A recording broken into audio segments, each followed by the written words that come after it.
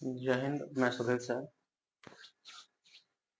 आज हम क्लास लेकर आए हैं। एक लेक्चर है, हिस्ट्री का कहानी है, जिसका नाम है बैटल ऑफ तराइन। तराइन का युद्ध, बैटल ऑफ तराइन मतलब तराइन का युद्ध। तराइन के युद्ध के बारे में आज हम क्लास लेकर आए हैं और हम आज बात करते हैं कि आखिर तराइन के युद्ध में क्या क्या हुआ था, कैसे युद्ध हुआ था। तो सबसे पहला क्वेश्चन है कि तराइन का पहला युद्ध कब हुआ था। हम लोग कंपटीशन की दुनिया में है तो हम लोग याद क्या करते हैं कि कब हुआ था, लेकिन ये याद नहीं करते हैं कि कैसे हुआ था। ठीक है, आखिर कारण क्या था होने का तराइन का पहला युद्ध, ऐसे ही थोड़े ना हो गया। चलिए, तो आज हम बात करते हैं कि तराइन का पहला युद्ध आपका 1191 ईस्वी में हुआ था, जो कि दो व्यक्ति के बीच हुआ था। जैसी बात है कि युद्ध दो व्यक्ति के बीच ही होगा, तीन व्यक्ति के बीच थोड़ी होगा, दो व्यक्ति के बीच होगा। एक पहला गुट हो जाएगा, दूसरा गुट में क्या चीज होता है, युद्ध होता है। तो हम यहाँ देखते हैं कि तराइन का पहला युद्ध जो हुआ 1191 ईस्वी में हुआ। दो लोग के बीच में, एक का नाम था पृथ्वीराज चौहान और एक का नाम था मोहम्मद गौरी। पृथ्वीराज चौहान जो थे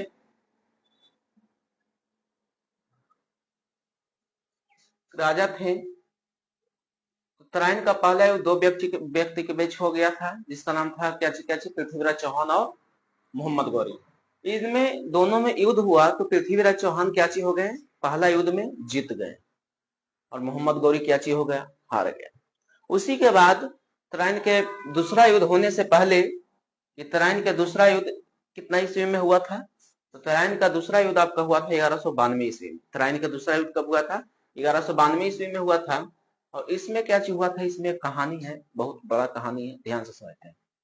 तराइन का दूसरा युद्ध 1192 ईस्वी में तो हुआ बाबू, लेकिन उसके बाद क्या चीज हो गया कि तराइन का दूसरा युद्ध होने के पहले एक पृथ्वीराज चौहान जो थे एक काम किए थे।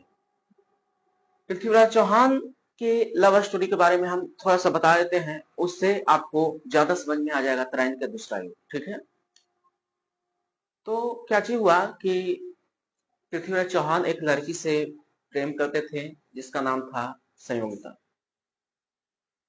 संयुक्ता जो थी जयचंद के बेटी थी। संयुक्ता जो थी किसकी बेटी थी, जयचंद की।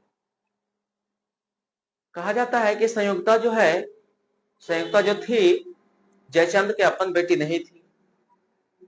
तो उसके पीछे भी एक कहानी है, उसके पीछे आइए कहानी लेकर चलते हैं कि संयोगिता जो थी वो कैसे मतलब जयचंद को मिले। एक बार की बात है, जयचंद और उनकी पत्नी मंदिर में पूजा करने गए। ठीक है, वहां जब गए थे, पूजा करने गए थे, तो वहां देखें कि एक बच्ची जो है रो रही है।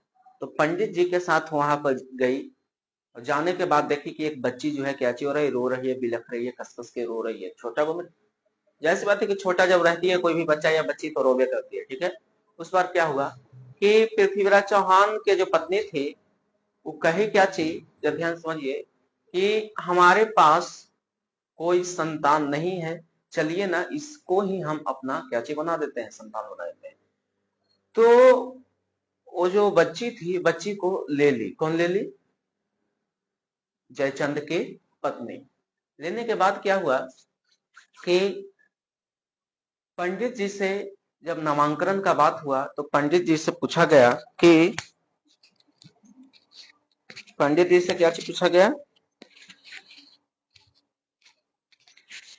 पंडित जी से पूछा गया कि इसका नाम क्या रखा जाए।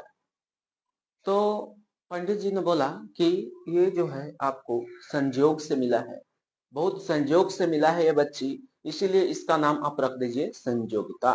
तो संयोगिता नाम रखा गया। ठीक है, उसके बाद क्या हुआ, आइए पृथ्वीराज चौहान के लव स्टोरी पर बात करते हैं। तो इससे तो एक बात फिक्स हुआ कि पृथ्वी मतलब संयोगिता जो थी जयचंद के अपना बेटी नहीं थी। ठीक है, आइए बात करते हैं पृथ्वीराज चौहान के लव स्टोरी के बारे में। पृथ्वीराज चौहान एक लड़की से बेइंतहा मोहब्बत करते थे, जिसका नाम था संयोगिता। संयोगिता कौन थी ये बता दिए कि संयोगिता जो थी जयचंद के बेटी। हाँ, तो आइए कहानी यहाँ पर आता है।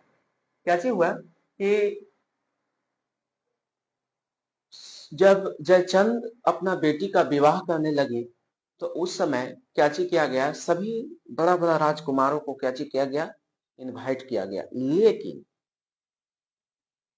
लेकिन जो है पृथ्वीराज चौहान को इनवाइट नहीं किया गया। जयचंद जो थे जानते थे कि संयुक्ता जो है पृथ्वीराज चौहान से क्या चीज करती है, मोहब्बत करती है, प्यार करती है। इसीलिए मतलब जयचंद ने सोचा कि नहीं, हम अपना पुत्री को विवाह कर देते हैं। तो बहुत अलग अलग जगह से सभी राजकुमारों को बुलाया, लेकिन पृथ्वीराज चौहान को इनवाइट नहीं किया गया। जब सब दरबार में आ गए तो वहां पृथ्वीराज चौहान जो थे, दरबार पर एक खड़ा रहता है, ऐसे लगता है क्या तलवार लेके खड़ा रहता है, गेट पर ऐसे खड़ा रहता है, उसी के भेष में चल गए कौन, पृथ्वीराज चौहान, और वहां पर अपना घोड़ा को बाहर बांधे हुए थे। आइए, अब सब राजकुमार जब आ गया तो जयचंद बोला अपना पुत्री से कि जो भी तुमको अच्छा लगे, यहाँ पे जितना भी राजकुमार हैं, किसी के भी मतलब गला में जाके हार कैची कर दो, पहना दो। लेकिन संयुक्ता जो थी वो किससे प्रेम करती थी, पृथ्वीराज चौहान से। तो चारों पट्टी घूमे, लेकिन संयुक्ता को कोई पसंद नहीं आया।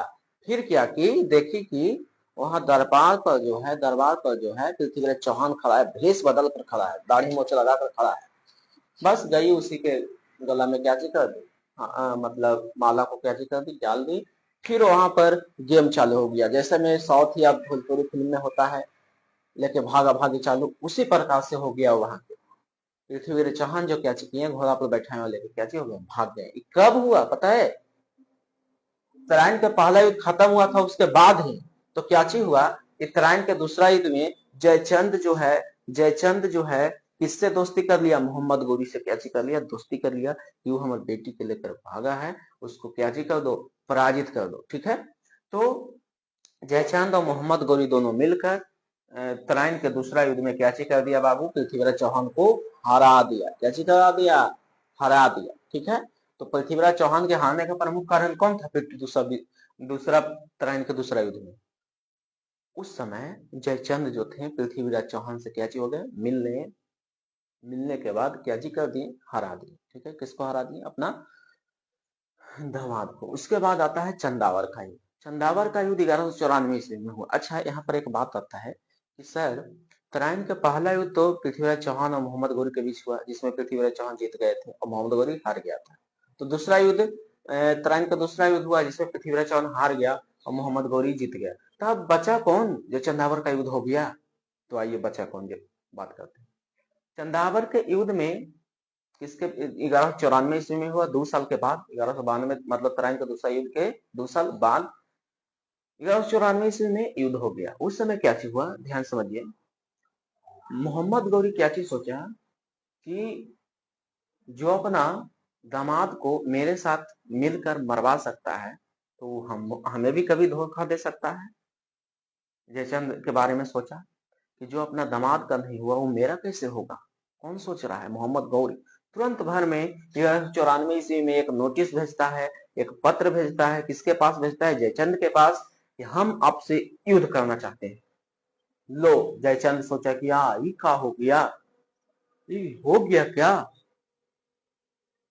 पहले तो जयचंद अपना धोखा दे दिया अपने आदमी के, तो वही सोचा, कौन सोचा, मोहम्मद गौरी, कि जो अपना आदमी के नहीं हुआ वो मेरा कैसे होगा। बस 1194 ईस्वी में मोहम्मद गौरी और जयचंद के बीच क्या हो गया, युद्ध हो गया। उसमें क्या हुआ, उसमें जो है जयचंद जो है हार गए। कैसे हो गया, हार गए, और मोहम्मद गौरी जीत गया, फिर अपना शासन करने लगा। कोई दिक्कत। चलिए, तो मिलते हैं हम आपसे अगला क्लास में।